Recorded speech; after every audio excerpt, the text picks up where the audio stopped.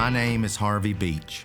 I am the owner of Everyone On Time Safely. My family has been in the American trucking industry for 43 years, and I consider myself a son of the American trucking industry. My 4 children working alongside me and my team are all third-generation American truckers. My purpose for joining American Truckers United is to hopefully inform the public of the dire degradation of the safety standards that have taken place in the trucking industry over the last several years. This degradation has been to the unprecedented influx of untrained and unvetted foreign drivers that are in our country operating commercial vehicles on foreign driver's licenses. For many years, the Federal Motor Carrier Safety Regulation 391.11b2 required that all drivers operating commercial vehicles in America be required to read and speak English. This regulation was put into place because drivers unable to read our road signs, like right lane ends in 1,000 feet, bridge may ice in cold weather, accident ahead, proceed with caution, pose a serious risk to the safety of the American public on our roadways. This regulation was enforced by immediately putting those drivers unable to read English out of service. Immediate out-of-service penalties are only reserved for the worst violations that are considered to be putting the surrounding public at an imminent risk. Somehow, an unelected FMCSA official issued an internal memo to the entire FMCSA staff stating that Regulation 391.11b2 would no longer be an out-of-service violation, and that drivers that could not read or speak English would be allowed to continue to drive with no violation as long as they could communicate with the inspecting officer using Google Translate or other translator apps that can be downloaded on smartphones.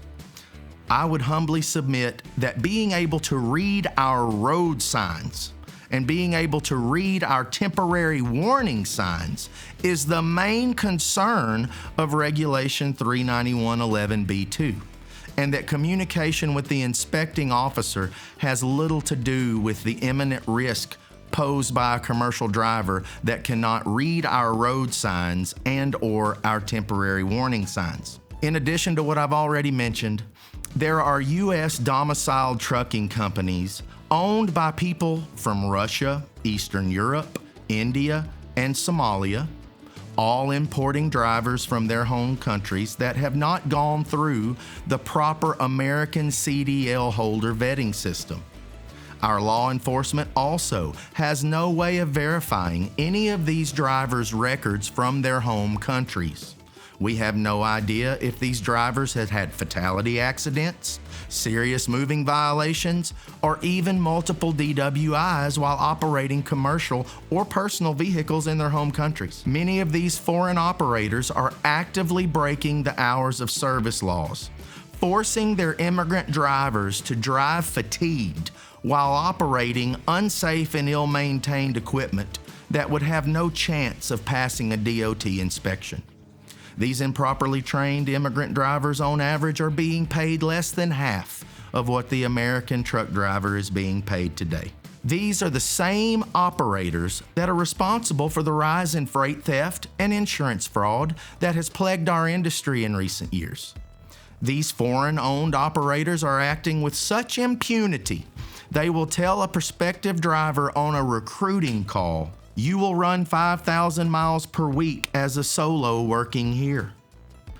We all know 5,000 miles per week is completely impossible when adhering to the hours of service regulations designed to keep fatigued drivers off of our roadways. I believe all of these problems signal a gross lack of presence from our regulatory governing bodies, the FMCSA and the DOT. The American trucking industry that I have grown up in has been a good steward of our roadways, and the American truck driver community was at one time considered to be the knights of the road. The American CDL vetting system and the last 30 years of regulations imposed on our industry have made American truckers safer than they've ever been before. And it grieves me deeply to see the last 30 years of regulations undone right before our eyes in such an irresponsible manner. Our team has researched hundreds of accidents where innocent Americans have been either hurt or killed by untrained, unvetted, and unsafe foreign drivers, many of which did not have any kind of driver's license on their person. None of these drivers should have ever been allowed to be on our roadways, putting Americans at risk, and that is why I am here today.